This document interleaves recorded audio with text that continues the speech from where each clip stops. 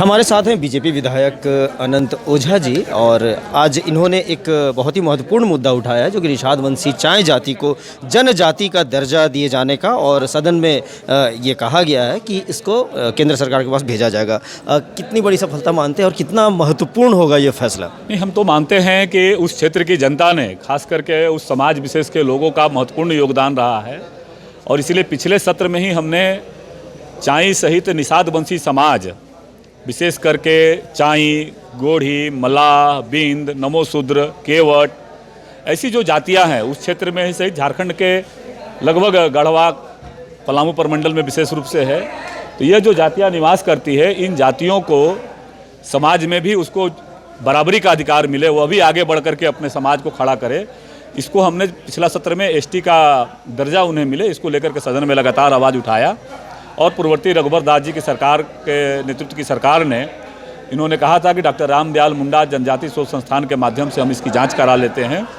संयोग से पूर्ववर्ती सरकार में ही प्रतिवेदन में जो जांच आया टीआरआई का, उस रिपोर्ट में उन्होंने उन्हें अनुसूचित जाति का दर्जा देने की बात कही और उन्होंने कहा कि इसको अगर दर्जा मिलता है तो यह समाज भी शेष बराबरी में खड़ा हो पाएगा, क्योंकि पश्चिम बंगाल में भी उन्हें अनुसूचित जाति का दर्जा मिला है।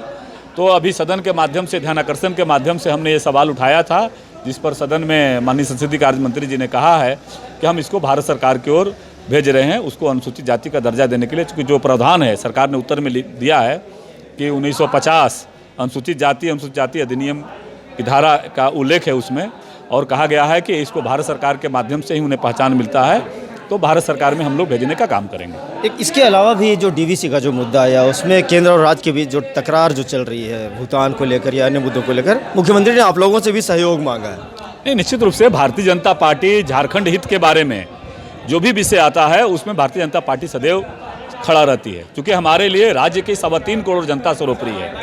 लेकिन यह माननीय मुख्यमंत्री जी को स्पष्ट करना पड़ेगा, सदन के अंदर चर्चा कराए कि ये जो डीवीसी का जो आज मामला आया है या उसके पहले मसानजोर डैम के अंदर, और इस आवाज़ को हमने व्यक्तिगत रूप से भी और पार्टी लाइन पर भी हमने हमेशा कहा है कि आखिरकार कोयला हमारा, पानी हमारा, मालिक बंगाल कैसे बना उस समय।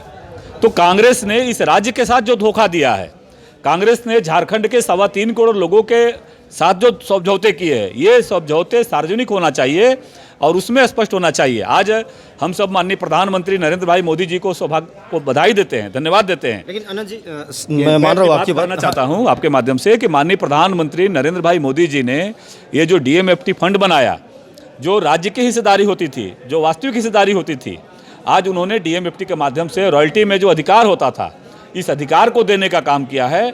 जो बरसों तक इस राज्य इससे मरहूम था, बरसों से राज्य उपेक्षित था। लेकिन सिर्फ आरोप प्रत्यारोप करने से, अब जब मुख्यमंत्री ने सपोर्ट मांगा है आप लोगों से भी, तो कितना सपोर्ट मिलेगा विपक्ष का? नहीं, निश्चित रूप से अगर सरकार की नीयत साफ है, नीति स्पष्ट है, सदन में चर्चा कराए सरकार चर्चा कराए कि कौन कौन सा राज्य का उपेक्षा हुआ है, कहाँ कहाँ उपेक्षा हुआ है, कितनी उपेक्षा हुआ है, किसने उपेक्षा किया, भारतीय जनता पार्टी खुले मन से उसका स्वागत करती है।